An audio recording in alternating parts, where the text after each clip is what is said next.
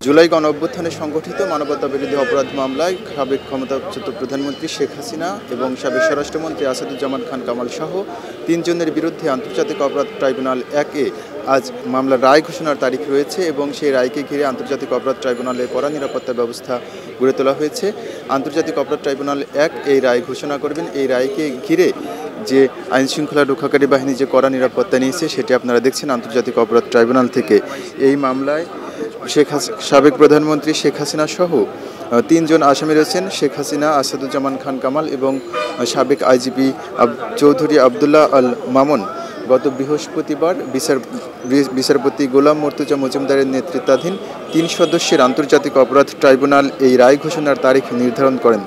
3 সদস্যের ট্রাইব্যুনালের মধ্যে রয়েছেন বিচারপতি মোহাম্মদ শফিউল আলম মাহমুদ এবং অবসরপ্রাপ্ত জেলা ও দায়রা জজ মোহাম্মদ মহিতুল হক এনাম চৌধুরী। আজ এই সারা দেশের মানুষ আন্তর্জাতিক অপরাধ ট্রাইব্যুনালের দিকে তাকিয়ে রয়েছেন কী রায় ঘোষণা হয় সেটি দেখবার। এই রায় বিটিভিতে একযোগে সরাসরি সম্প্রচার করা হবে এবং ঢাকার বিভিন্ন পয়েন্টে বড় পর্দার মাধ্যমে এই রায় ঘোষণা দেখানো হবে। আন্তর্জাতিক অপরাধ ট্রাইব্যুনাল ঘিরে কড়া নিরাপত্তা বেষ্টনী গড়ে তোলা হয়েছে। শেখ হাসিনা, আসাদুজ্জামান খান কামাল এবং চৌধুরী আবদুল্লাহ আল মামুন এই 3 জন এই মামলার আসামি। এই মামলায় যে মামলার শুনানিটি আজকে হবে আন্তর্জাতিক অপরাধ ট্রাইব্যুনাল 1-এ, সেখানে এই 3 আসামির বিরুদ্ধে যে অভিযোগগুলো তোলা হয়েছে 5টি অভিযোগে তাদের বিরুদ্ধে শুনানি হয়েছে এবং আজকে রায় ঘোষণা হবে। সেই 5টি অভিযোগ হলো, প্রথম অভিযোগ 2024 সালের 14 জুলাই শেখ হাসিনা সংবাদ সম্মেলনে ছাত্রছাত্রীদেরকে নিয়ে কটূক্তি করেছিলেন। দ্বিতীয় অভিযোগ হেলিকপ্টার, ড্রোন এবং মরণাস্ত্র ব্যবহার করে আন্দোলনকারীদেরকে দমন করা হয়েছে। তৃতীয় অভিযোগ রংপুরে বেগম রোকেয়া বিশ্ববিদ্যালয়ের শিক্ষার্থী আবু সাইদকে হত্যা। চতুর্থ অভিযোগ রয়েছে শহীদ মিনারে অর্থাৎ চানখারপুলে যে আন্দোলন চলাকালীন সময়ে ছাত্র জনতার উপরে পুলিশ গুলি চালিয়েছে এবং সেখানে যারা নিহত হয়েছিল সেই মামলাটি 5 জনকে সেখানে হত্যা করা হয়। সেই মামলার আসামি শেখ হাসিনা সহ এই 3 জন।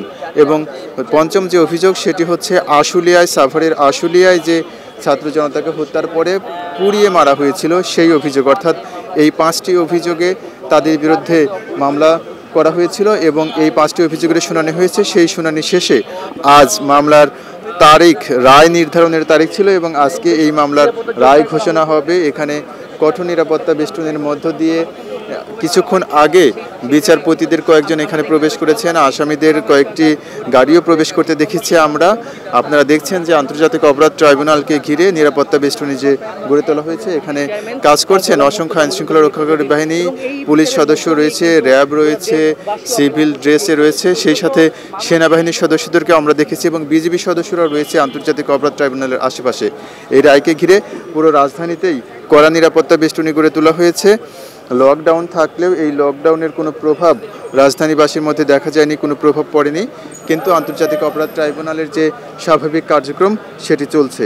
বিচারপতি মোহাম্মদ গোলাম মর্তুজা মজুমদারের নেতৃত্বাধীন 3 সদস্যের এই ট্রাইব্যুনাল আজ এই রায় ঘোষণা করবেন। অন্য আরেকজন সদস্য হলেন মহিতুল হক এনাম চৌধুরী এবং শফিউল আলম মাহমুদ। এই 3 জনের সমন্বয়ে গঠিত বেঞ্চ আজকে আন্তর্জাতিক অপরাধ ট্রাইব্যুনাল 1 থেকে রায় ঘোষণা করবেন। এই ট্রাইব্যুনালের এই রায় ঘোষণা বিটিভি সরাসরি সম্প্রচার করবে। সেই সাথে আন্তর্জাতিক অপরাধ ট্রাইব্যুনালে যে সকল গণমাধ্যম কর্মীরা কাজ করছেন তারা সরাসরি বাইরে থেকে এই আইনশৃঙ্খলা রক্ষাকারী পরিস্থিতি সহ রায়ের সর্বশেষ পরিস্থিতি জানিয়ে দেবেন। আন্তর্জাতিক অপরাধ ট্রাইব্যুনালের সামনে থেকে শেখ হাসিনা, আসাদুজ্জামান খান কামাল এবং চৌধুরী আবদুল্লাহ আল মামুনের বিচার কার্যক্রম যে চলছে, আজকে যে রায় হবে সেই রায়ের সবশেষ পরিস্থিতি আপনাদেরকে জানাচ্ছিলাম খবরের কাগজে। এম রহমান, খবরের কাগজ, আন্তর্জাতিক অপরাধ ট্রাইব্যুনাল, ঢাকা। এলো খবরের কাগজ, নিখাত, নির্ভীক, নিরপেক্ষ।